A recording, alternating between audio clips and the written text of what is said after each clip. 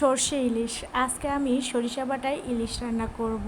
আর এই সরিষা বাটায় ইলিশ রান্না করলে এর স্বাদ মুখে লেগে থাকবে।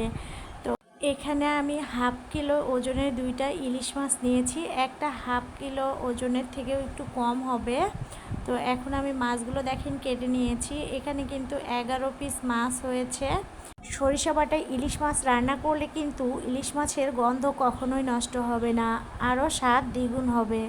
তো এখন হচ্ছে মাছের পিসগুলো কিন্তু আমি একটু বড় সাইজের করেই কেটে নিয়েছি।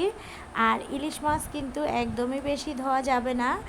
আর এই তো হচ্ছে এখানে আমি কি কি উপকরণ নেব। এখানে আমি কাঁচামরিচ নিয়েছি, এরপরে দিয়ে দেব পেঁয়াজ কুচি, এরপরে হচ্ছে আমি এখানে দিয়ে দেব 1 টেবিল চামচ হচ্ছে জিরা।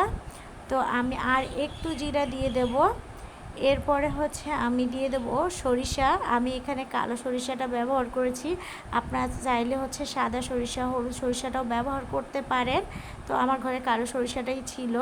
আর সরিষা ইলিশ রান্না করলে প্লেটের ভাত কিন্তু অনায়াসে শেষ হয়ে যাবে। এখানে আমি নিয়েছি সয়াবিন তেল আর সরিষার তেল।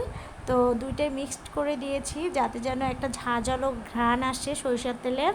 তো আপনারা একদমই এই রান্নাটা মিস করবেন না। এতে আমি আরও উপকরণ বাকি রেখেছি, যখন রান্নাটা হয়ে আসতে ধরবে তখন কিন্তু সেই উপকরণটা দিয়ে দেব।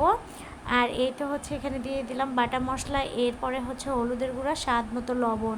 আর এই তো দিয়ে দিচ্ছি মাছগুলোকে। তো এখন আমি মাছগুলো কিন্তু খুব ভালোভাবে হাতে মাখিয়ে নেব।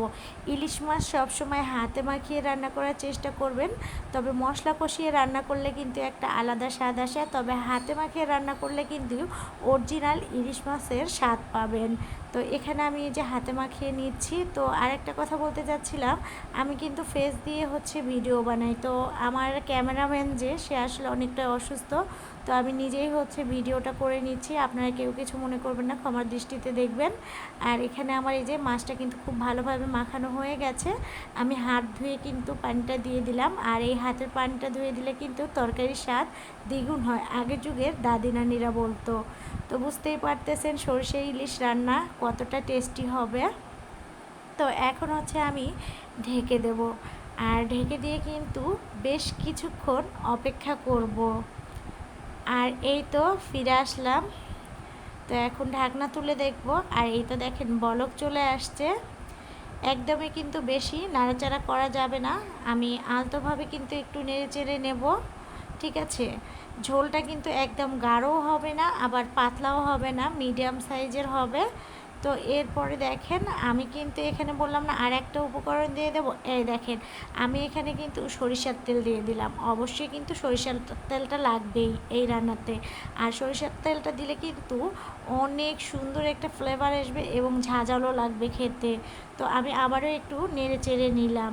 তো আমি আর কিছুক্ষণ অপেক্ষা করে নেব, তাহলে কিন্তু আমার রান্নাটা হয়ে যাবে। আর এই তো দেখেন, আমি বললাম না ঝোলটা কিন্তু বেশি পাতলাও হবে না বেশি ঘনও হবে না, এরকম ঝোলেই কিন্তু আমি হচ্ছে ইলিশ মাছটা নামিয়ে নেব। তো এভাবে একবার হলো বাড়িতে ইলিশ মাছ রান্না করে খেয়ে দেখবেন। তো এটা আমি হচ্ছে আলাদা ডিশে ঢেলে নিচ্ছি। তো আমার এই ইলিশ মাছের রান্নার ভিডিওটি যদি আপনাদের কাছে ভালো লেগে থাকে তাহলে অবশ্যই লাইক কমেন্ট শেয়ার করে পাশে থাকবেন। আর এই তো দেখেন কতটা লোভনীয় হয়েছে। অবশ্যই কিন্তু এভাবে বাড়িতে একবার হলেও ট্রাই করুন।